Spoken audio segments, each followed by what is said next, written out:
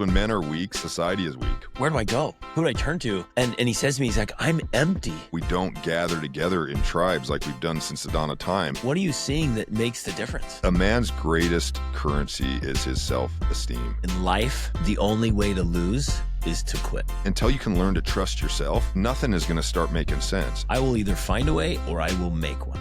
Gentlemen, welcome to the Formidable Family Man podcast. I'm your host, Greg Denning.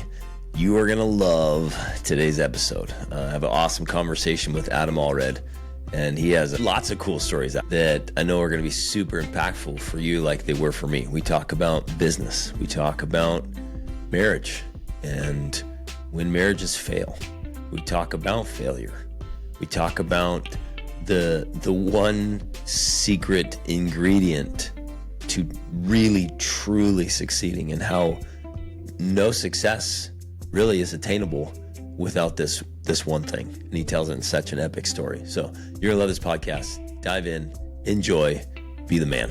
Adam, brother, been looking forward to this for weeks, man. So excited to have this conversation. So why don't you start off just giving us a background? Tell the audience about who you are and what makes your soul sing. Greg, thanks for having me. Been excited for this as well. So I'm just, I'm a military brat. Grew up with a dad in the military, originally from Utah. When I went on a LDS mission, which is kind of the rite of passage in the Mormon church, if you're brought up that way. So I went on an LDS mission, came back, went to Utah. Where'd you go? Did you go international? No, which was a huge disappointment. I mean, everybody loves the mission they go to, but I was like, I grew up with a dad in the military. I grew up all over the world. So I assumed that when I was getting called to go on a mission, I'd go somewhere foreign because all my family did. Yeah, I went to California. And so I was pretty disappointed. That's pretty foreign, bro. California's pretty foreign. It is. It's this whole different world. But at the same time, I had a buddy that was going to North Dakota. And I was like, oh my gosh, dude, California sounds way better than North Dakota. So I gotta have some perspective and some context. And it turned out obviously to be awesome. But when I was in California knocking doors at Riverside area, I started running into these kids that were knocking doors from Utah for like pest control companies and stuff. And these kids were like, man, I'm making 20 grand this summer. And I couldn't believe those numbers were just insane. I mean, you could work 3.5 months and make 20 grand. And this is 20 something years ago. So 20 grand stretched a lot further back then than it did now. So it was a huge sum of money. And I got back, started going to Weber State in Ogden, Utah, where my grandpa was a professor of English. And I had out of state tuition I had to pay. I had to, figure out how to get through school. I had no money. I got roped in or recruited into doing this crazy door-to-door sales world that I'd ran into when I was on this LDS mission. So I started knocking doors in the summertime. Did you go into that kind of maybe a little bit of desperation? You're like, gosh, I really need this. Yeah, a little bit. That's something people are like, sign me up for that, right? That's how I want to spend my summer. I didn't have a lot of options. Like I had to pay for my schooling if I was going to get it done. And so that seemed like I was waiting tables at the time, at Chili's, and I was making some okay money for a college kid, but I was starving. Like probably at the same amount of time, I was probably living in my truck, literally about the same time, and just waiting tables, like trying to survive. And waiting tables is great. I enjoyed it, but it's not going to pay for your schooling. You're not going to be able to get through it without a lot of debt. So no, I got recruited out, started knocking doors. I did it took me 7 years to get an English degree because I started making so much money in the summertime that I was really starting to check out of like the formal education and going and being a cog in the machine and working my life away for somebody else. And I was like, man, I'm 24 years old in college, and I'm making almost $200,000 in a single summertime. And you're like, this is absolutely insane. And so when I got done with that, and it was a whole process. I mean, it's really hard to do summer sales work. And there's a bunch of times I almost quit. Like it's miserable. Like you're just going through the hardest day of your life on repeat, like Groundhog's Day. But when I was getting done with college, and we were just jamming on this a little bit before the show, but when I was getting done with college, I realized, I had like, kind of two options. I either had to figure out something that I was passionate about, that I knew I would love to do every day for the rest of my life, or I had to find something that I could make some money at, because most of the men that I saw in my life that were further down the road were not living like their best life at work. They were going into the mill, working their life away so they could pay these bills.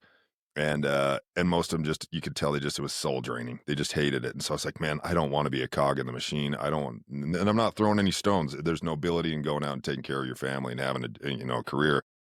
But I was like, I need to find something that makes me passionate about what I'm doing or gets me for financial freedom. And the only thing I knew how to do was knock doors. Started up companies. I've had a bunch of exits. That's what I've done for the last 20 something years is just build Same companies industry? with, yeah. Yeah, you start them up and then exit. Yeah, we start them up. We have a lot that we keep, but we exit. We're all self-financed, so we do exits here and there, so we can finance growth in more strategic locations. So I've got pest control branches now, kind of dotted all over the country. A garbage company out in Lincoln. All of these built primarily off of door-to-door sales. We've had a bunch of branches that we've sold off. We do some marketing for different companies as well, and we hire hundreds of guys every year to go out and knock doors and train them and get them ready to go.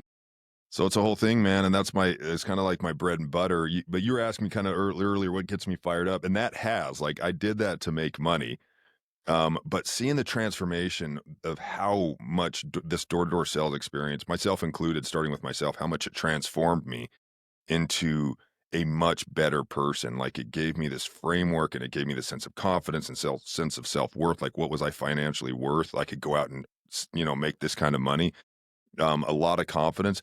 To see that transformation take place for these guys that we hire now, like, that's what I'm passionate about. I see them, and we have some girls, but it's mostly young men that come into this space, and, they go through 3.5 months of hell in between semesters, during the summertime, and they come out if they don't quit and go home, if they don't just lay down, they come out the other side of that, ready to run through walls. I mean, these guys are top-notch dudes after a 3.5 month stint in door-to-door sales, and I had personally experienced that. So, this thing that I was doing to make money for financial freedom has now become something that I'm intensely passionate about, and I'm going on for a minute on this to try and get this all out so it makes sense. But when I was in that, the door-to-door sales space, I saw how valuable this experience was for guys. I also saw, as the years have passed, more and more young men come into this place, being recruited into our company or others like it, and really not having any kind of framework for what it's like to go Mhm. out and do hard things, how to level Yep. up, how to orient yourself towards suffering, how to, like, have a purpose and goals and drive. They want to. Yeah. Their hearts are willing, but nobody's taught them anything, and so they show up just completely, like, unprepared for door-to-door sales, and in so many ways, Yep. unprepared for life. For life. That's exactly what I was gonna say. I see it all the time. Yeah. All the time, and it's a pandemic that's growing that I've Yep. observed, at least from my Same. anecdotal space I'm in the door-to-door sales. I've just seen, these kids they're good kids, but they just have not been taught well, they haven't been coached well, they don't have the right mindset, and so this thing that we do with door-to-door sales really helps to shape a lot of that, but I felt like a need to share this, with a broader audience. I'm like, "This has gotta be, a huge problem for a lot of guys out there." So I got up a camera. My buddy put my buddy that does my videography for my door-to-door sales companies. He just posted up a camera in our little podcast room, and I started filming my musings. And I'm like, man, this feels really pretentious, and it feels really like I'm not an expert of anything except being a dude and knowing how to go out and knock doors and build some companies that way. That's all I know. And here I am sharing my opinions on things that are much broader than that. And within, like, my 5th video, I had, like, 2 million views. Like, I had no followers or anything, but all of a sudden, it was just, like, flew off the rails, and I had originally kinda conceived of doing it to write a book. I was like, "I wanna write a book that I can hand to the general audience, not just door-to-door sales guys, but to men anywhere and say, 'Here's a way to, like, have a better framework than what you have right now. Like, this stuff actually works. These principles, these truths in here, like, if you start applying them, your life will start to make a little bit more sense.'" So I wanted to write a book, and a buddy of mine that was, like, in the social media space, he was a big influencer. He's like, "You gotta build up a social media following, and then you can market a book to them." And so I was like, "Okay, that makes sense. I'll start making some reels and see if I can, kind of build up a little bit of a following so I could share this book with people."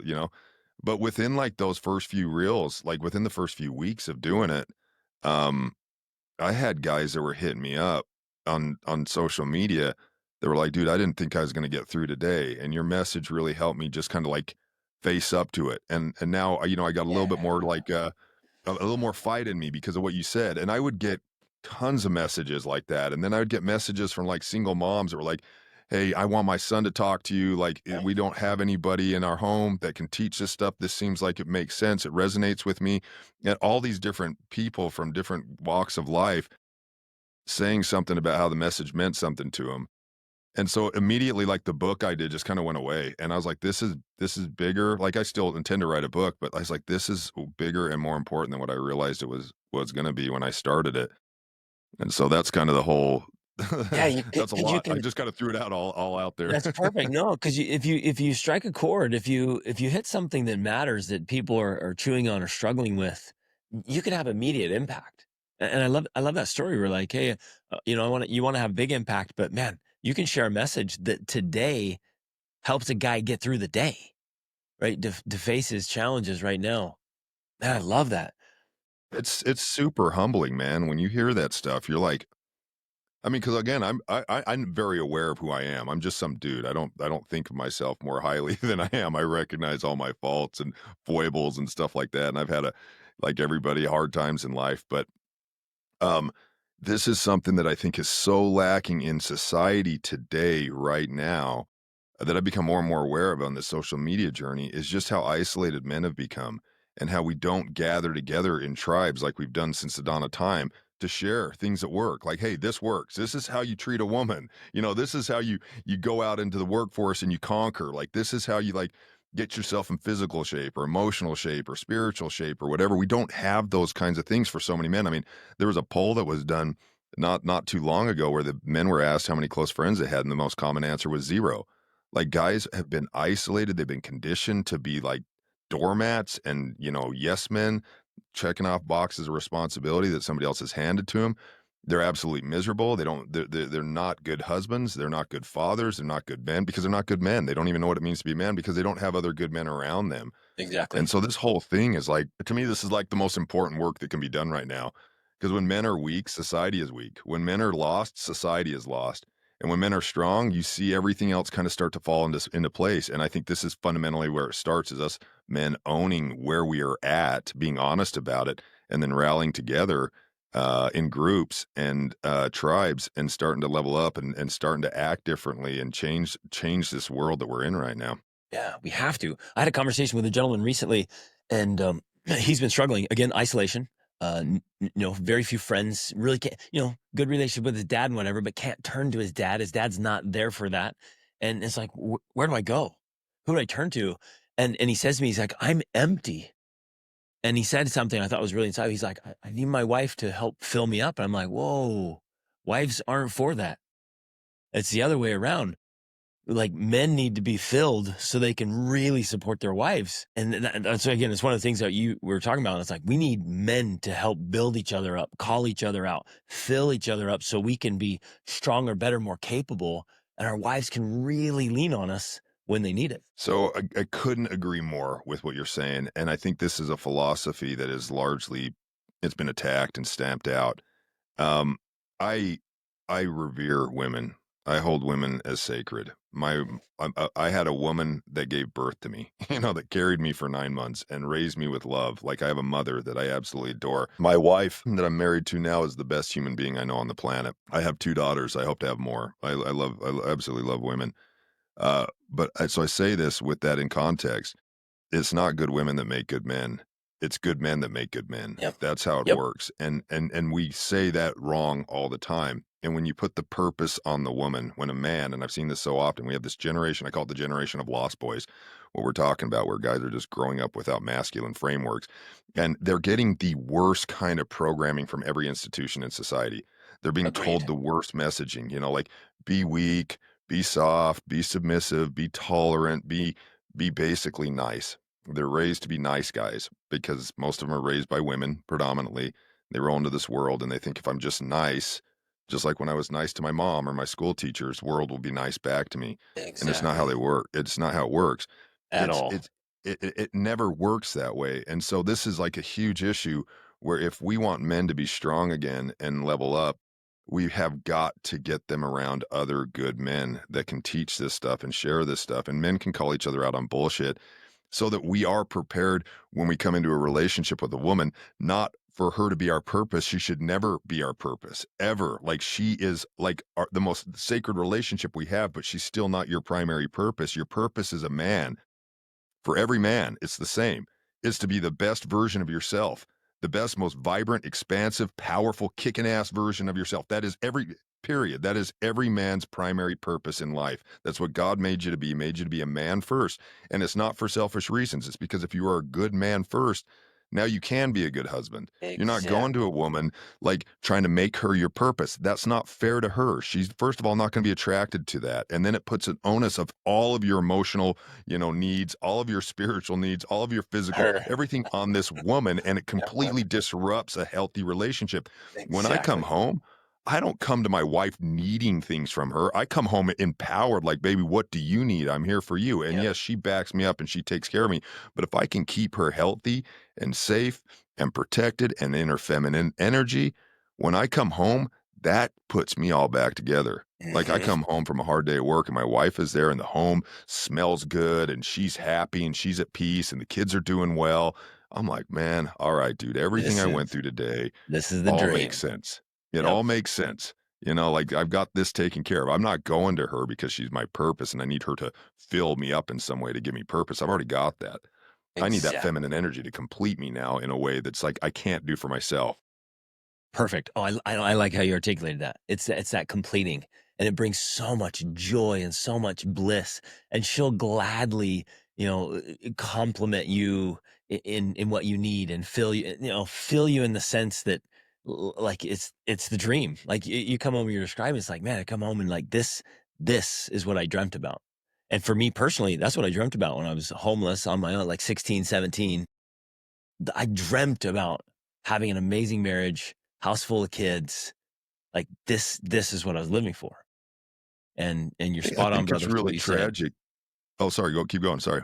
Well, just like I think the absolute best thing that any of us can do for God or for mankind is to be the very best version of ourselves. To really level up and lean in to be the best. That's it. That's because everything else will fall into place. When you make, it's this whole idea of inputs and outputs. When you focus on the inputs and you recognize that you are your most important product, your character, this avatar that you're controlling in this game called life, it's more important than a career. It's more important. It's even more important than a family, and family is everything. So again, I'm not saying this is to dismiss family because there's nothing more, that I love more in this life, spending time with than my family. But when you realize that your primary purpose is to level up, and this is something like a video game, like we come down here, we face adversity, we have bosses we have to go through. That boss can look like a divorce, that boss can look like a career change, that boss can look like we have these huge trials and challenges that we have to go through in life. When you recognize that your job is to learn from these, that all this is happening for you, not to you, so that you can level Mhm. up and you can become better. When you orient yourself that way towards life, everything starts to make a lot more sense.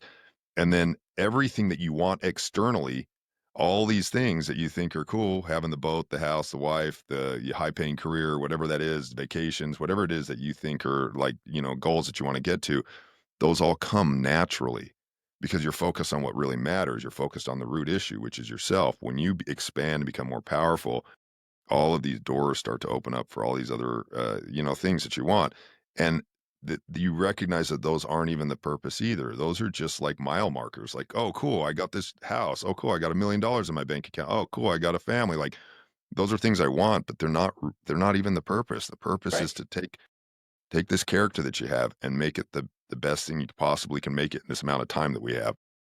And all those things you're mentioning are just like results. And Results, like I that's the always best say, way like to say it. results Yeah. don't lie, baby. It's just Results do results. not Yeah. lie. Exactly. Love that. Okay, so uh, uh, I got a combination question. It kind of goes back, like, what made you different when you started knocking doors? Because you could have gone out the first summer and been like, "This sucks, I'm out," but you actually succeeded, and then you kept going. Like, Mhm. what was it? What mindset? What habits? Like, what made it different?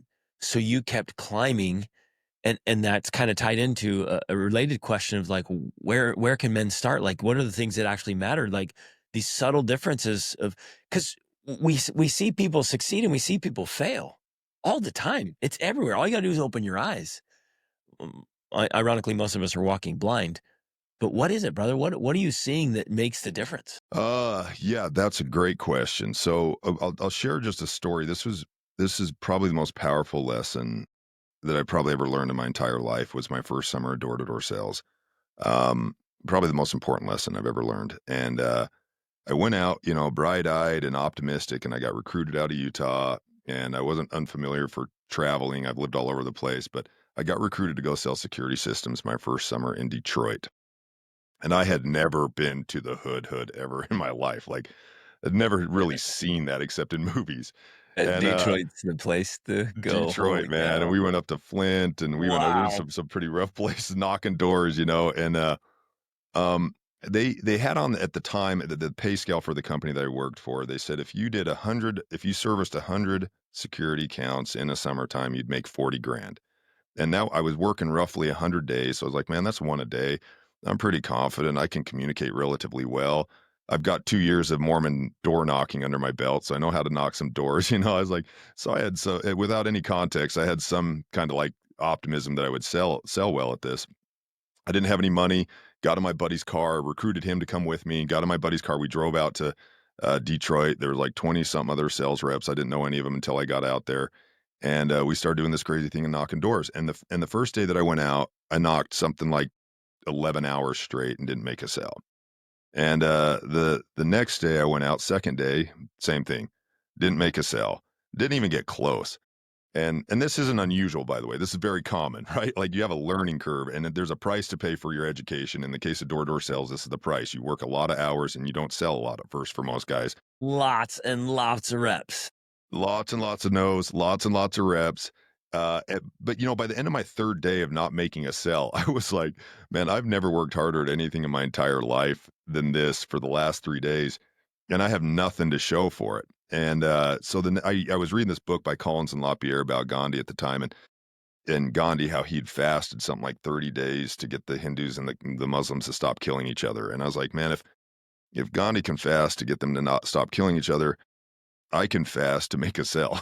So I'm gonna show God how much faith I have in him, to help me be able to do this thing that I need to make money for school. I've got to be I don't have a lot of options, so I have to make this work. So I was like, I'm gonna fast until I get a sale. So I go out the 4th day and I go all day and I don't make a sale. And I'm not eating or drinking anything. Like I believed in not drinking either. I wouldn't do it this way again if I was doing Right. it over again. But I Like, was like, no bro. food or water. This is my faith. Knocking like hard, running door to door.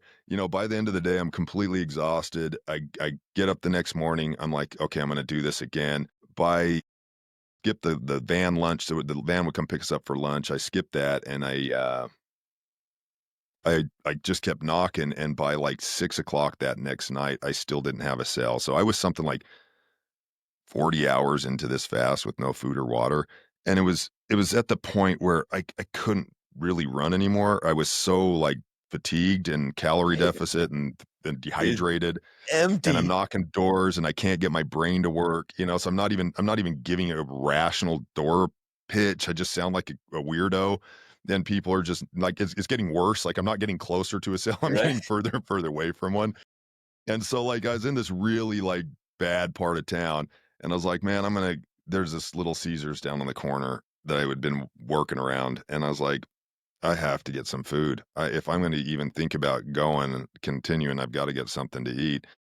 And so I do this huge walk of shame at, like, 6 o'clock at night down to this Little Caesars, where I didn't fast until I made a sale. Like, I'm having this kind of faith crisis, like, "Man, I don't know who I am." I have this confidence crisis, identity crisis, and I go to this Little Caesars Pizza on the corner, and there's nowhere to sit inside, so you just kinda slide a credit card through this bulletproof glass thing, and then they get you out a hot and ready. In this case, it was a warm 2-liter Sprite because their fridge was broken, and so I take this and I go sit down on the corner, and there's like broken glass and use contraceptives and shell casings and stuff. I mean, I'm like in a pretty low spot, like physically, emotionally, spiritually. And I think I was really contemplating quitting. Like, I was like, this isn't working, man. I'm 4.5 days into this, no sales. I'm absolutely miserable. I haven't even gotten close, and I'm eating this pizza, and I'm eating, drinking this Sprite, and now I'm feeling sick because this is like the worst stuff you can put into an empty tank, and I'm just like, man, I'm feeling like I'm gonna throw up now. And I'm having this wrestle kind of with me and God, where everything was stripped away. My confidence, my self-esteem, my optimism, uh, everything was. I was just sitting, it was just kind of me and in this in this crazy part of the world and God kind of talking about what do I do now? And I can't I don't even remember what all transpired in that moment when I was sitting there, because I was thinking I was gonna quit. I was like, "This isn't gonna work." And, I don't know what clicked, but something happened there where I was like, "You know what? I'm not gonna quit." That's really the question. The question is just whether I'm a quitter or not. Nothing else matters. It's not about paying school for school. It's not about making a bunch of sales. It's not about anything else that I thought this was about. This is about what type of character do I want to have for myself? How do I want to identify? And I got zeroed down to that because everything else was stripped away, and I just said, "Hey, I'm not gonna quit." That's what I know. I got up out of that sacred little arena that I was in that moment, and I walked out of that and said, "Man, whatever happens this summer, I'm just not gonna quit," because to me, it's more important that that becomes my characteristic than making money or paying for school or whatever else that is. I'm not gonna do that, and so I started knocking doors. It was like 7 o'clock at night by the time I started knocking doors again, and I was like, "Whatever you if I don't make any money this summer, I'm not gonna quit. If I come home broke and whatever else and I have to wait tables at Chili's forever, I'm not gonna quit." Uh, and that night I sold 2 accounts, and the next day I sold 2 accounts, and the next day I sold 2 accounts, the next day I sold 3 accounts, the next day I sold 3 accounts, and within 2 weeks, I was the number 1 sales rep in the entire company out of, like, 300 sales reps, and I was a rookie, had no experience, and people were calling me like, "Dude, what are you doing?" Like, the owners none of these guys knew who I was. I was just some, you know, worker bee out there, and they were like, "What are you doing, man? You're on the leaderboard, you're crushing," and I'm like, "Man, I don't know. I know what it is now." I got to a point where I wasn't going to quit, and as soon as I knew that I wasn't gonna quit, then success was on the other side of that awareness, and it was such a painful place to get to. It was really, like, the hardest point, in my life up to that point in my life, were those 4.5, 5 days in Detroit where I had to learn that characteristic about myself. But it changed complete trajectory for my life, like, everything changed, and I look back on that young guy in Detroit, and I get emotional, but I'm like, man, I'm so glad that kid didn't quit. Like, I'm so proud of that kid. And it's like a different person. It's not even me. I feel like I'm talking about somebody else, and I'm like, but that kid didn't quit. And then when there was other hard times, and life is full of hard times, and these moments where you get to these crossroads where you want to quit, life is so hard you want to quit. But I didn't quit because I didn't quit that time. And so then I didn't quit this time. And then I didn't quit this time. It And builds and and and you just stack. look back on that and you see how all of this has led to a place where you're like, "Man, none of this would be real if I'd quit ever once along the way." And so that was the most important lesson I've ever learned in my life, is that you don't quit because things are hard. You keep going. You don't lay down. You work at it. You put in everything you have, and things will start to make sense. It will start to work out. But I think that's the catalyst for success for anybody out there that I know that I admire and want to be more like, is they've learned that they don't quit. They keep going. They get Because back up. that literally is the difference between winning and losing. It's just not quitting. Like figuring like I'm not quitting. I will not give up. Well, at that point, yeah, it's really cool. I was I was like 21 or 22 years old, and I pulled over to the side of the road really close to where you live right now. And I just had this boom aha moment of like, in life, the only way to lose is to quit. I literally wrote it down in my little notebook. I pulled over the side and wrote that down. I'm like, that's it. That's it. You don't lose as long as you don't quit. So, man, I love hearing you say that, because that's this framework. Like, so now I found this ancient quote. I think it's by Hannibal, who marched over the Alps with war elephants. Yeah, Like, it's the insane. guy was crazy. And he said, I will either find a way or I will make one. And I embrace that as my life motto. I will either find a way or I will make one. But I got that same kind of gritty, no, I'm not quitting. I'm going to figure out how to make this work. And I think you're right. I think you nailed that, brother. Thanks for sharing that story, because that's so often going to give us at least the foundation upon which to build, because of course it requires skill. We have to figure out how to do things well. Because I can grind, this already. We can grind and work all day long and not get results because I'm doing the wrong thing or doing it in the wrong way. But the first piece is this absolute commitment to not give up. You nailed it, man, and I love that quote. I'm gonna have to internalize that. I've got all these mantras. I have my kids repeat mantras. I repeat myself Same, every morning. same. Um, you Yeah. were your final part of that question when we were talking about at the beginning of that, before I went on that long story, sorry. Uh, you were asking how do other men, or what can other men do to kind of put themselves in a place to succeed? And I think that's what you were asking Yep. essentially. Uh, And it starts with that. A man's greatest currency is his self-esteem, his confidence, right? Like it's having confidence that makes a man successful at the things that he does in life. And you have to pay a price for that confidence. Like there's a lot of work that goes into building up confidence. It's not something you can just kind of imagine, hey, I'm a confident person. Confidence comes um, from validation, that you do things that are hard. And what I tell guys, like, where do you start? The first thing that you start with as a man, if you want to start organizing your life, is you start keeping commitments to yourself. You cannot have self-respect if you don't keep commitments to yourself. And we so often don't keep commitments to ourselves, consciously or subconsciously, and then we realize why we're not where we want to be at. We're like, we don't have the confidence to do things. We don't have the self-respect to do things. We don't like ourselves. Like nothing in our life is making sense. Well, you can't have a relationship with somebody else that doesn't keep commitments to you. If somebody lies to you, they say they're going to do something, they never follow through on it. What type of relationship do you have with them? Well, you just don't trust them. And so as a man, until you can learn to trust yourself, nothing is going to start making sense. And so it starts with making sure that you keep commitments to yourself. So if you say you're going to do something, then you have to can do it. You yes. said it. You have to do it. Now, I don't care whether it's go to the gym, wake up 30 minutes earlier, whether it's like, hey, I promised my wife when I came home I was going to do this. Whatever you said you were going to do, you have to do it. Now, that doesn't mean you have to agree to everything. If you're not going to do it, don't say you're going to do it. Or if you I don't think know, you're going to do it, man. don't Yes. say it. Like, just own that. You don't have to do everything. But if you say you're going to do it, even if you say it internally in your head, especially if you say it internally in your head, man, oh, I've got to do this tomorrow. I'm going to do X, Y, and Z. Do it. That's where it starts. And be very careful about the commitments that you make to yourself so that you don't set yourself up to be in a position where you don't trust yourself. Yeah, And then you're the other thing constantly that I just lying to tell guys yourself. is, what's that? You're constantly lying to yourself. Always. Yeah. And you Yeah. can't build any healthy like framework for your life if you can't trust yourself to keep commitments to yourself. So Yes. start small. Just make sure you don't say in your head you're going to do something unless you plan on doing it. And then the other thing that I tell guys, this is much broader, is like, look, everybody in life has the exact same currency. It's time and energy. Like those are the two currencies. Now there's other currencies that add on to that. You gather resources, money, property, things that you can use to leverage to create more things. But really fundamentally, everybody has 24 hours in a day. Everybody does. And that's what everybody starts with. And the difference between you and somebody who's successful is not about what cards you got dealt to start this life off with or Yeah. whatever else. It's how do you spend that currency?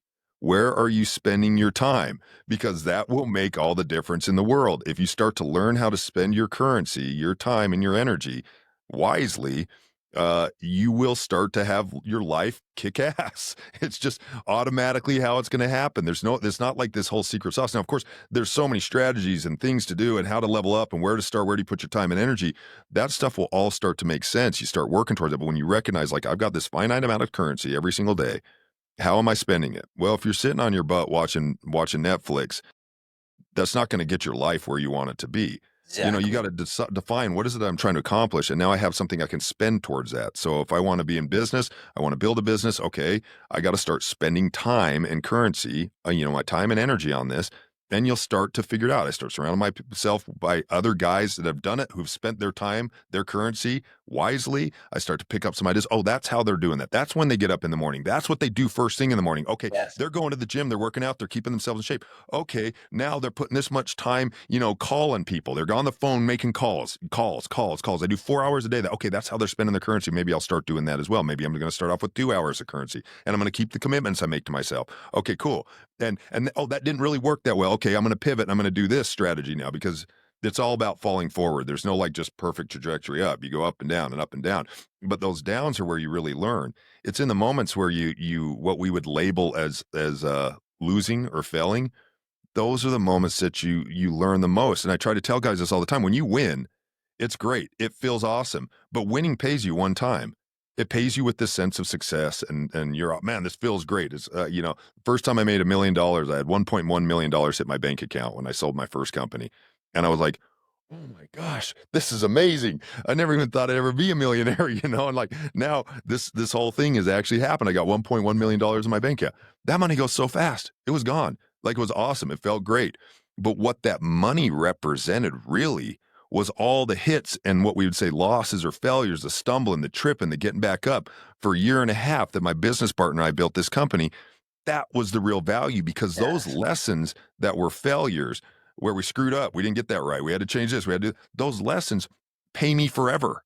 They pay me forever. Those are things that I've learned from. They've shaped my character. They've made me into a better person. And so we recognize that the winnings are great, but those are not the point. Really, kind of the point is to fail, because that's where you learn. Like, when Yeah. it's not really failing. I'm using the word failure so that we can kind of wrap our minds around it. Like, but it's not failing. When you suck at something, you fall down, you run your head into a wall or whatever that looks like. That's where you really start to learn, and that's where you really start to develop character.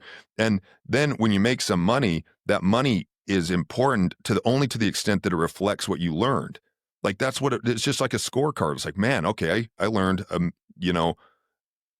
enough that I made $1.1 million. That's freaking awesome, man. Now I'm going to go try and learn how to make $10 million, and I'm going to try and learn how to make $100 million, whatever it is. I'm going to keep banging my head against the wall and trying to learn some stuff. If somebody inherits a bunch of money, or if they win the lottery or something like that, you have no respect for that as another person. I'm like, cool, good for you. That's awesome that you have resources, but it doesn't reflect anything. It was just handed to you. But I've got a buddy of mine. He's from Ogden. He was actually homeless on the streets in Seattle about the same time, same age you were, man. Like, he went through a really rough upbringing, and his life has been really tough in a lot of ways. That guy, he's worth hundreds of millions of dollars now because of how he's executed and how he's leveled up.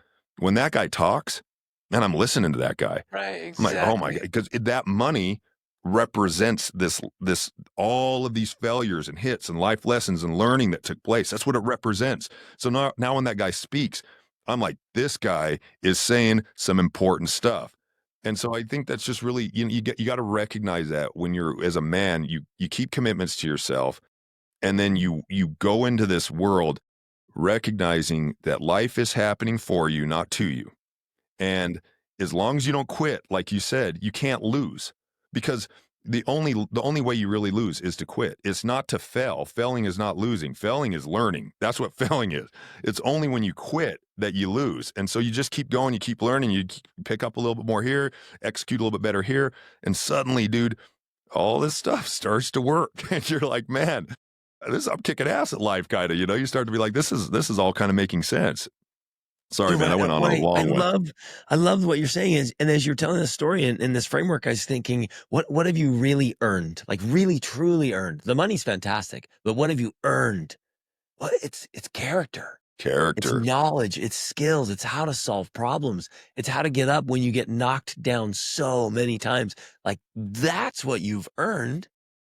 And as you were describing that so well, I'm like, that's it. You earned the things that are so much more valuable than the money. The money's fantastic, but you could lose the money and make it again because you earned the ability to do it. Like, That's why it's always, you are the most important product, not the business, not the relationship, it's you. What kind of character are you developing? And Alex Hormozy, you listen to him much? I was listening to him talk on a podcast one time, and he said, he has a bunch of buddies that have a lot of money, and he'll have these conversations with them, and they're like terrified that something could happen in the economy or whatever else, and they'll lose all their money, and he's like, I'm not scared at all. And he's because I know that I know how to make money. Like, I could just go back and do it again. I already know. I've learned. I've put in the work, and I've taken the hits, and I've gotten back up. So now, like, this money is cool, but it could come and go. It doesn't matter, because this character that I have developed is exactly. what's valuable. That's Yes. the resource. That's what matters. Everything else is just an appendage or an auxiliary to that, or a reinforcement or a consequence or a result of this character that I have developed. And so that's why it's all about inputs, guys. It's not about outputs. It's about, what are you putting into yourself to develop? What are you listening to? What are you reading? What kind of programming you're feeding yourself with?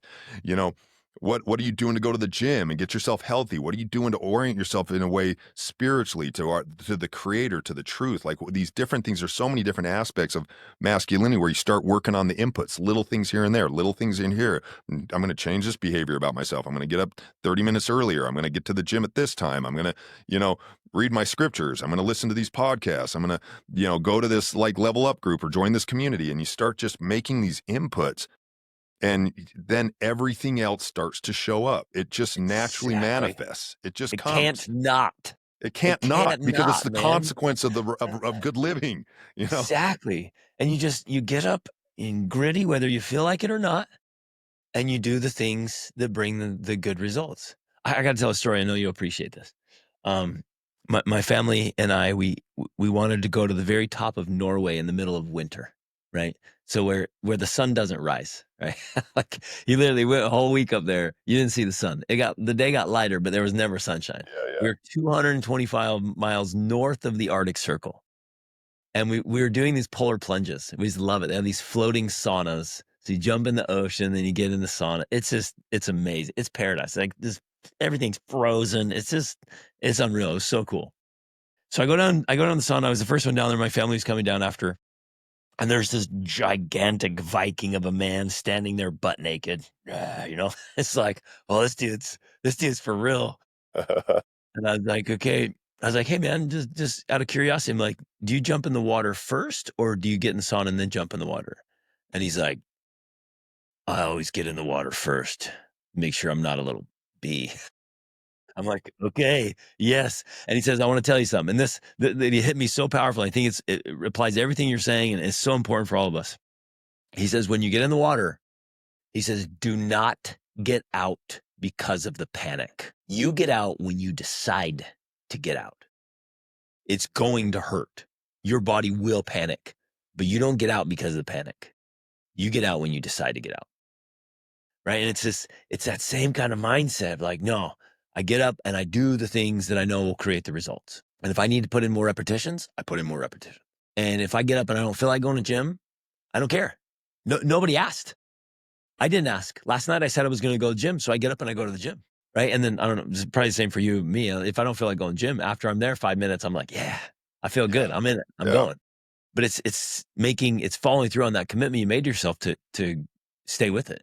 And even little things like the snooze button. I mean, most guys using the snooze button, the very first action you do of the day is break a commitment to yourself. Yeah, man, that's so good. That's so good. So, hey, let me ask a question. Let's shift gears a little bit. By the way, I love that story. I gotta get out there sometime and do Oh, exactly bro, that. That's it is that's one like of the coolest places on the planet. You go to the very that's my top. love language, bro. That And we stuff did. is right up my alley. We took the kids out on sled dogs, and just on these dogs that were running as fast as they can through the snow, and it was heaven, absolute heaven up there. It's amazing. I have to do that, man. You just sold me like Yeah, it hardcore. was I'm like, I'm in. yeah, it was so cool. And then as a family, we spent the next 7 months just backpacking all across Europe and Turkey and Egypt. Like it was Bro, you are living the dream, it man. was That is awesome. exactly like that I'm very passionate about that idea. Take my kids to travel, my family to Yeah. travel and see There's things. there's nothing, there's no replacement for taking your kids to go see some of the coolest people and the coolest things on the planet. Yeah. Yeah. You do the coolest documentaries, the best books. You got nothing compares to them standing there, smelling it, touching it, feeling it, seeing it with their own eyes. Like, I okay, I just got back. I read this book, fantastic book called Strong Fathers, Strong Daughters, and highly recommend it if you're a father of daughters. It's so powerful. My oldest daughter, I went through a divorce 6 years ago ish, and it was hardest on my oldest daughter. She was the one that was aware of it enough, right? and I've seen her kind of really struggle with some things, and it's hard to determine whether that came from the divorce or it's just the natural, coming of age and becoming a teenager and going through girl and going through puberty and going to school and the complications. But she's had a really rough time on some things. But I took her with me on a trip to Brazil for a couple of weeks last year.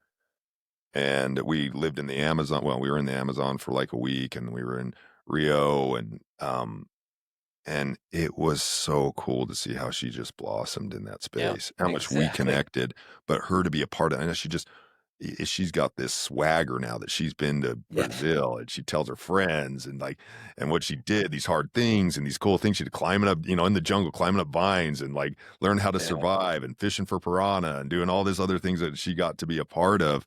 Um, so it just an exclamation point on what you're saying and how that's something I'm really passionate about is creating those types of memories, especially for your kids. Exactly. I think that's one of the best things we can do is gather experiences and memories, which goes along perfectly what you and I have been saying. It's like we're going out and we're gathering this human capital of character and skill and experience and failing and falling down and getting back up. And as we're raising kids, we build this capital of experiences and memories with them. So just like your story with your daughter, I mean, I can literally see her just like, I I did that. That was amazing. And if we can do that as often as humanly possible with our kids, just give them as many experiences as we literally possibly can, then by the time they leave our homes, like they have this scaffolding to build on now, Yeah. this framework that gives them such an advantage in life. And you go live with the Muslim people, and we've done that in multiple countries. You, you can't make some racist prejudice statement to my kids. They're like, Muslims are like that, and they're like, nope, they're Yeah. not, because we lived among them, and we Yeah. lived among the Hindus and the Buddhists. And, we've been in these countries and those places, and among the richest and the poorest, and everywhere in between. And you're like, you can't pull crap over on my kids, and you offer them something like that's challenging. They're like, I've done insanely hard stuff, right? And it builds that character and grit. We took them a year ago and we went and climbed Mount Kilimanjaro. Uh-huh. And to see my teenagers come down after summiting, hardest thing they've ever done in their lives by far, they're just like, I can do anything. Yeah. I can do it. It's awesome. It's My such a wife cool and I thing. went to the top of Kilimanjaro a couple of years ago, 3 years ago now, 4 years ago, with my company, with my door-to-door sales guys, bucket list trip, and that was the hardest thing she probably had ever done physically, really kind of a spiritual experience. I went up to the top of the mountain, kind of thinking I'd have a spiritual experience, like I wanted to go see the face of God. Moses, I was joking around Yeah. with people like, hey, when I come back down from Kilimanjaro, I might have tablets Be in my white. hands. I might be bright. Like I might have some commandments for y'all to follow. Like I was, but I was joking, but I was kind of serious. Like I wanted to have a spiritual experience. It's a really tough climb. And that last night when we left at like midnight, you're going up in the freezing cold and, uh, it's no oxygen. It's hard to explain how that affects your body when you're at those elevations if you're not used to it. And, um, but I went up there with this expectation that I would see the face of God, and I did, and it wasn't what I thought it was going to be. We went up there with these guides, and I remember it's freezing cold, like your water is frozen, like you're just it's absolutely miserable, like, and you're going up in the middle of the night. So you can get up to the lookout point to watch the sunrise, and then you finish the rest of the trek up to the top of to the summit to Kilimanjaro. Um, we had these guys around us. Our guy, the guides, these Tanzanian guys, and they hovered over us like they were angels, man. They made sure we didn't step too far over here. They made sure that they carried hot tea for us, and they carried Exactly.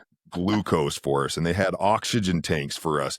And I'm bundled up in the best gear I could buy in the US to be warm. My wife is too. And there was a guy next to us that walked with me and my wife the entire way who had old church shoes on with holes in them that he was climbing. I had high-tech boots on that kept my feet relatively warm and they still got cold. This guy had a beat-up jacket with holes in it, and he hovered over us. There was no like I'm trying to get paid or anything. It was because that was his character. And when we got to the top and then we had to make that final stretch, my wife wasn't in a position to do that on her own anymore. She couldn't, the altitude was too high for her. And I couldn't do it. I couldn't carry her because I could only take 5 steps without having to stop and catch my breath. Like I've never experienced. I'm in good physical condition. I've done Ironman. I've done Lotus. I keep myself in good shape. I'd never experienced like that without oxygen at that level. And these guys, they 3 of them were around my wife and me, and they picked her up and carried her, literally carried her to the summit. And, I realized that I was seeing the face of God in our porters and in our guides. Like, I was looking at the best humans that I have probably ever come in contact with collectively. These guys that were so committed to making sure that we were safe and that we were able to accomplish what we set out to accomplish. And most of them were Muslim. So to your point, like, you just learn this stuff. Like, it's like, you can't tell me Muslims are all this way or whatever. Those guys carried my wife to the top. Those guys, like, were such badasses, and I still keep in touch with a lot of them, man. It was a powerful experience, but the spiritual experience was that I saw the face of God in the Hear that? Tanzanians that Yeah. were out there that carried us to the top and hovered Same. over us and protected Yeah. us and sang to us and kept us motivated Yeah. and, like, And they're and like inspired dancing us. and playing and joking and laughing, and we're just barely holding on for dear life. Skin of our teeth, and these guys were Yeah. just, like, there for They're us the whole way. amazing. It was a really powerful moment for me. I love that. Thanks for sharing that. Okay, let's shift gear. I wanna ask a question that I think is insanely important. What are over the last 20 years, what are some things you did wrong that you're like, man, wouldn't do that again? Although now you learn the lessons, but maybe sharing it with other people so that we can learn from each other. What are some things that maybe you wish you'd done differently, or you would do differently had the chance to do it again? Oh my gosh, there's so many, like, and that's a good thing. Things you look back on, you're like, man, yeah, I don't believe in shame at all anymore, but I believe that it is good to have a certain degree of regret a little bit. People say don't live with regrets, but I'm like, no, regret, at least to me, the way I orient it is like I could have done better and I should have done better. Like, that's what it means to me. It's not that I'm dwelling on that. I don't believe in shaming myself, Same. like, because we're learning. I think shame is evil. I don't allow any room in shame in my life or in my kid's life or my wife's life. We don't do shame on any level. But regret is something like physical pain. It tells you something. It's like, oh, I shouldn't have done that. Like, I burned my hand on the stove. I'm not going to do that next time. And I kind of feel like that's how regret is. And maybe there's a better word for that. I agree. What I like to say is where there's pain, there's power, right? And so you and I are the same. It's like, no, there's a pain point there. That pain means there's power, Good. and Yeah, I and love that's that. a good kind of pain. That's a good kind of pain. And so it maybe regret's not the right word for other people, but for me, I have a lot of things that I regret. There's a lot of things I look back on my life and I'm like, man, I could have done a lot better. And I don't fault myself because I know I'm learning and I didn't know everything that I needed to know. And you have to have grace for yourself. I would say the most important thing out of the last 20 years of my life is that I wish that I had been better at was in my first marriage. I wish that I had been better at my first marriage. And um, in many respects, I was a really good husband. Um, I've always strived to be the best father. That being a father is my favorite thing on the planet. Like, there's nothing that I enjoy more than being with my kids and raising them, and they raise me. We think we raise the kids, the kids raise us. Um, but in that marriage, um, she came from a pretty rough kind of emotional place in a lot of ways, and I didn't know how to deal with that. I didn't know how to manage that well, and so I became really reactive to her her criticisms and her dissatisfaction with me, and in a lot of ways abuse, like the abuse that she gave. Uh, I became really reactive. I didn't manage that well, and I didn't understand what boundaries were, and I didn't know how to because I'd been conditioned by all of society. So again, I have grace with myself, but I look back on this is fundamentally something so important for me to learn. I had been conditioned by every aspect of society that I was engaged with to be harmless in a lot of ways, and to be a doormat, and to accept abuse, and to be an emotional punching bag because I thought that's what you did as men. You just kind of took it on the chin, and if I had been able to, if I understood what I knew now, then maybe we would have never got down that rabbit hole. If I'd known how to bring her to the table, if I'd known how to regulate my emotions well, if I'd known how to hold boundaries and have consequences, because accountability is what saves relationships. It's not warm, fuzzy feelings. It's having accountability built into your relationship where you're accountable to each other, you're accountable to yourself. Yes. It saves marriages, it builds marriages, and you can't have a healthy marriage relationship without accountability. And I didn't know how to do that. I didn't know how to hold accountability for her. I didn't know how to hold accountability for myself in a lot of ways. And so it's a lot to get into, and it's hard to package it into just a simple answer. But going through the 8.5 years of that marriage, which was just absolutely horrific, like it was never good. It was always bad. It was easy for me to blame her because she was the one that was coming at me all the time with her dissatisfaction. And so for much of the marriage, I was blaming her. I'm like, man, she's just treating me so poorly. But I recognized that I was not managing it well. And, um, and that I had a lot to learn. And I try to share that now on some of the posts and stuff that I do on social media, some of these life lessons I got out of that because now I wouldn't change anything. I am super grateful for her. She gave me 3 beautiful kids. She gave me so much to learn from. Like it's a very complex thing. She was also very abusive to me physically and emotionally. This whole thing. And like, so it's this whole mixed thing, but I got out of that marriage. She instigated it. She pushed for it. I would have stayed in it probably forever and just kept going through the motions. And just because that's what you do as a man, she pushed for it at the end. I got on board with it, and so I don't look back and regret, like, wishing that there were different results now, but I do wish I'd learned lessons better then, and I'd executed better, and I took those lessons into my marriage now, the marriage I'm in now, and it is night and day difference. Like, you can have healthy marriages. You can have great, vibrant relationships with your spouse. They can be your best friend. You can want to spend more time with them than you want to spend with anybody else. That's a reality that can be the case. But there's a lot that goes into that, and there's a lot of learning and character development. If you want to be in a really healthy relationship with a healthy woman, one, you have to be a really healthy man because a healthy Yeah. woman isn't going to be attracted to an unhealthy man. And so many of us go around with so little self-awareness thinking that we're entitled or deserve a good relationship or this and that, but we really haven't done the soul work on ourselves to say, "Hey, am I the type of person that somebody else should want to be married to?" Like, am I the type of person that is worthy of a healthy relationship in the sense that I've built my character up and I've learned and I've peeled back the layers of self-deception and peeled back the layers of bullshit and really learned who I am. And now I can go into this relationship with somebody else um, in a position to make it work really, really Yep. well. Yes. Man, like it's so powerful and often difficult to articulate. An extraordinary marriage requires the man and the woman to both be strong and be the man to be fully masculine and the woman to be fully feminine. And for her to use that beautiful feminine energy to refine him and call him out and help him rise. And for him and in that strength to be there for her and set the boundaries and have the accountability.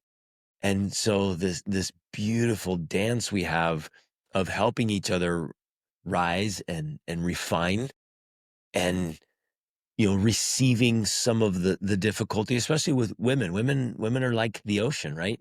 There's storms of emotion. There's waves and wind and sometimes tsunamis. And like men have to be this lighthouse that can handle the storms and the changes in emotion, but not the emotional punching bag. Yeah. Right? This is this distinction of man, you articulate it so well. It's like we have to have that strength, but you're not there to just tolerate it and just take it endlessly. There's this beautiful place for both to really rise together. And when we figure out how to work with each other, man, marriage is magic. When you can get to the point where you know yourself enough and you love yourself enough that you are more concerned again about your character, you're more concerned about orienting yourself towards the truth, however painful that is for your ego, when you're in that place, um,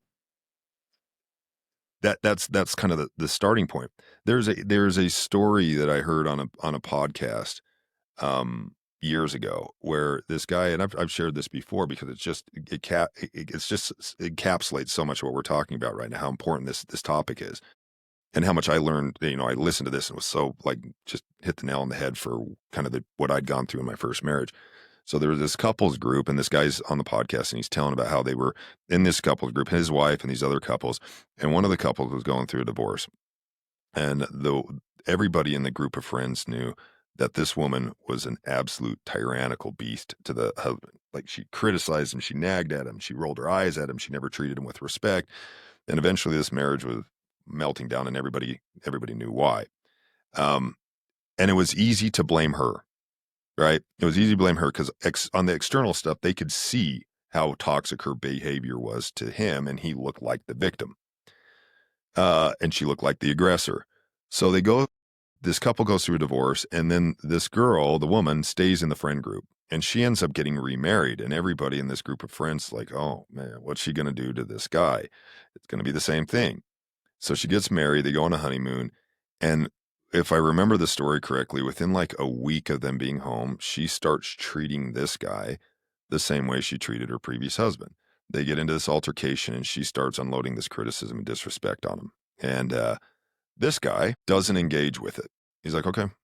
He separates, and he goes upstairs. And so she's downstairs pacing. They've been married for 2 weeks now. She's downstairs pacing the tsunami, the storm, whatever else is going on. And eventually she comes upstairs, and this guy is packing his bags. He's packing up all of his stuff. And she goes, what are you doing? What are you doing? And he's like, hey, I'm sorry. I totally misunderstood this. I should have had a better grasp of the situation. This isn't going to work. I'm not going to be in a relationship with somebody that disrespects me. I won't do it. Like, I have too much self-respect to allow somebody else to disrespect me, even somebody that I'm married to. So I'm sorry, this is my fault. I'm just not going to stay in a relationship like this. And she's panicking. This is coming into her second divorce after 2 weeks.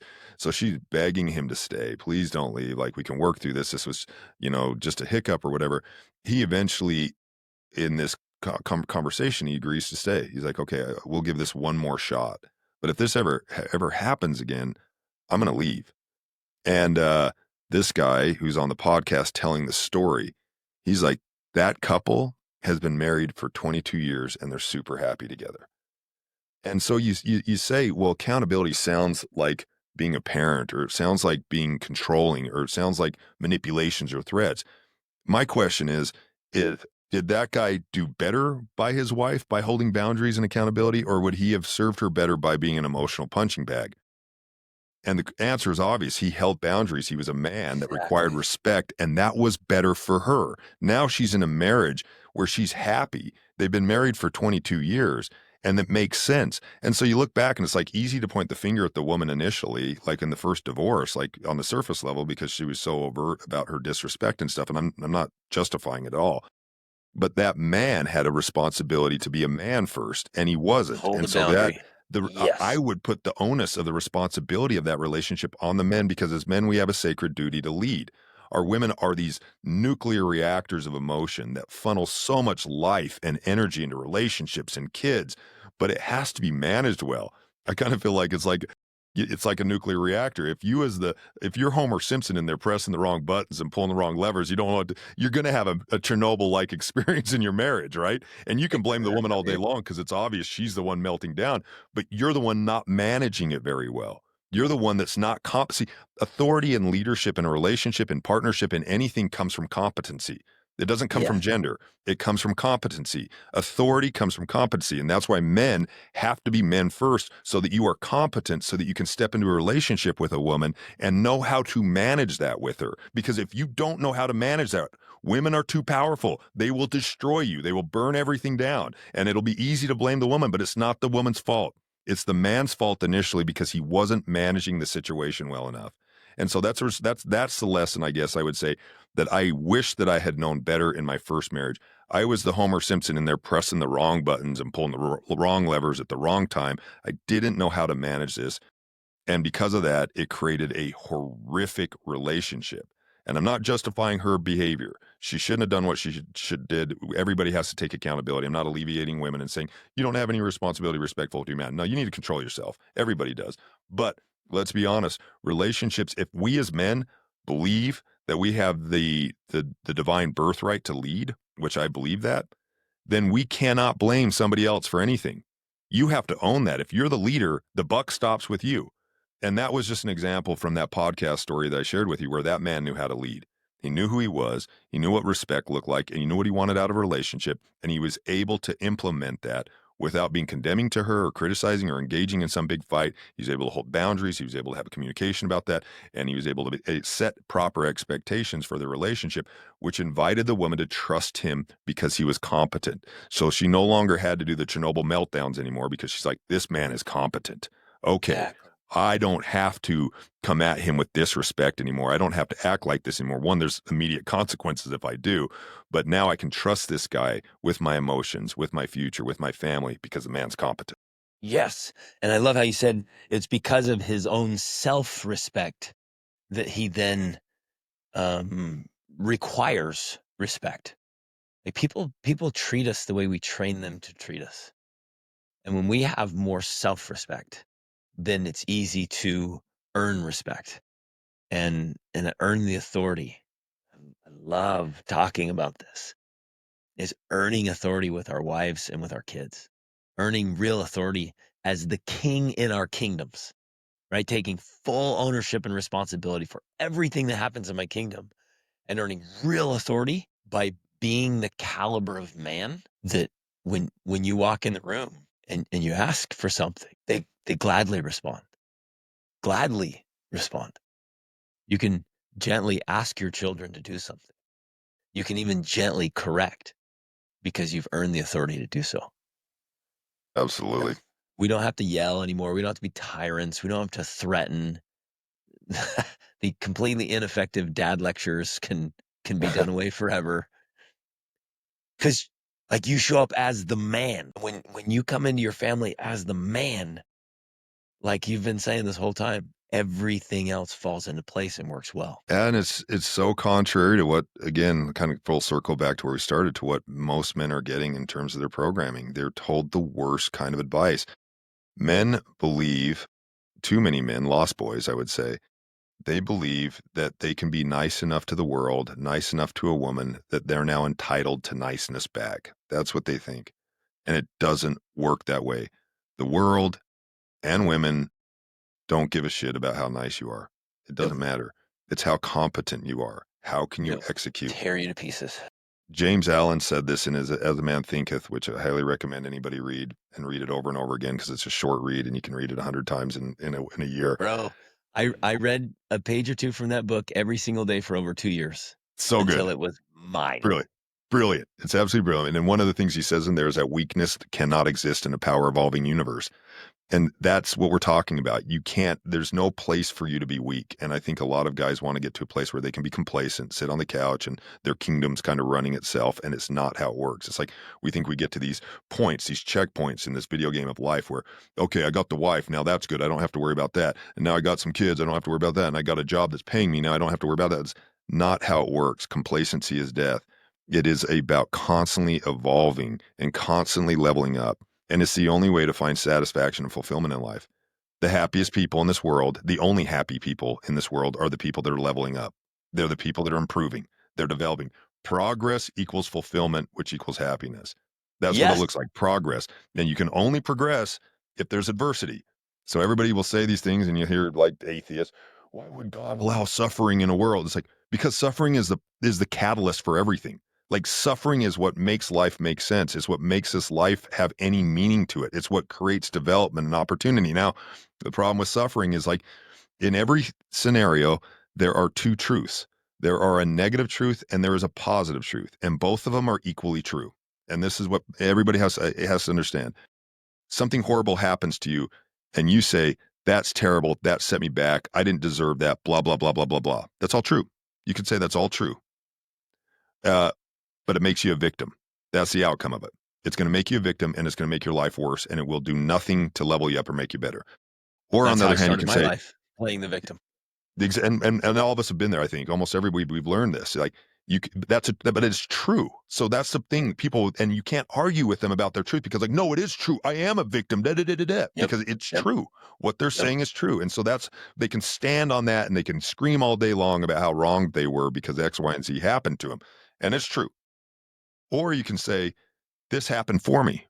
There's something to learn in this. And now this gives me the opportunity to peel off stuff that I didn't need before and to execute better. And now this thing that was terrible in its inception is now becoming fuel for my progress and growth. It's this life lesson, that whatever that looks like, no matter how horrific some of the suffering can be.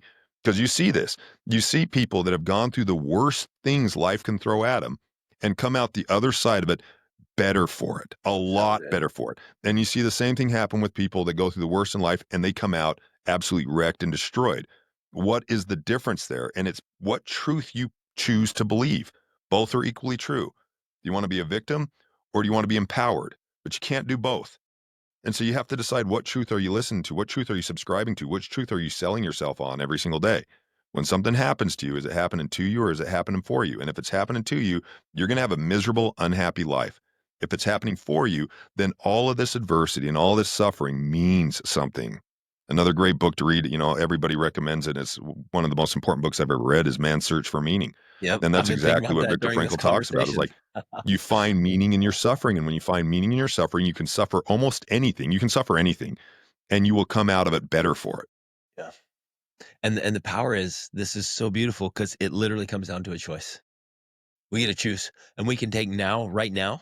Like I tell people, like, you can't change destinations overnight, but you can change directions overnight. You can change directions right now. You can choose to believe that second truth. You can choose to give what happened a different meaning. And I can realize that the worst things that happened to me are the best things that happened for me. That's so good. I love this. Love it. Okay. Anything else? Where can people connect with you and get what you're offering the world? Man, come join the party. Adam Allred official on the social media platforms. And then we have Doughboy, a program we're launching in the next couple of weeks. It's really just designed for guys to come together into a community, into an online virtual tribe where I host live 2-hour session trainings every single Sunday. We call them virtual campfires. We sit around the fire and we talk it up, cut it up, and share this stuff like what we're talking about right now.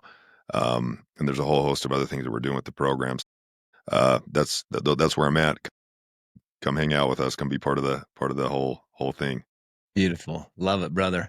Okay. Any last message we didn't cover that you think, man, I got to share this, something that you want men to hear that just makes your soul sing?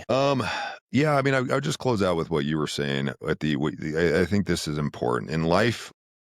The only thing that you have control over, ultimately, you can influence things, but you can't control anything. And, but the only thing that you have control over is your attitude, your effort, and the direction that you're going. That's it. That's all you have control over. And so when you learn to control your attitude and you learn to control your effort and you start being more intentional and strategic about the direction you're moving in, it's what you have control over. And so Works. own that. Own it. Don't trade that for anything, and don't give yourself an out. Don't give yourself an excuse. Don't be a victim. Own that that's your responsibility. That's it. And like you said a moment ago, like, ultimately at any moment, especially where most of the men listening are at and where you and I are at this point in our lives, we can either level off or level up, and nobody ever coasted to the top. And leveling off will not lead to happiness and the results you want, like you've already said so well. It's leveling up it's like, I'm literally choosing to be happy and successful. I'm choosing to be the king in my kingdom and lead my family, and the only choice is to level up. It is the only rational choice to life. Yep. Like, and when you can understand that nothing else is going to be rational or make sense, you have to just take your hits square on, man. Take your hits, have some pride in it. Don't quit. Get back up. Keep going. That's life. Stop wishing it was different. Stop trying to make life conform to your, very limited, very biased perspective. Just accept that this is what life is, and then get to work orienting yourself towards it in the most constructive way possible. And that's the only rational approach to life. Otherwise, Exactly. everything else is going to be some form of hell. Exactly. That's the best approach. I love it. Adam, thank you, brother. Appreciate you. Greg, pleasure, man. Thanks for having me on. Really enjoyed the conversation.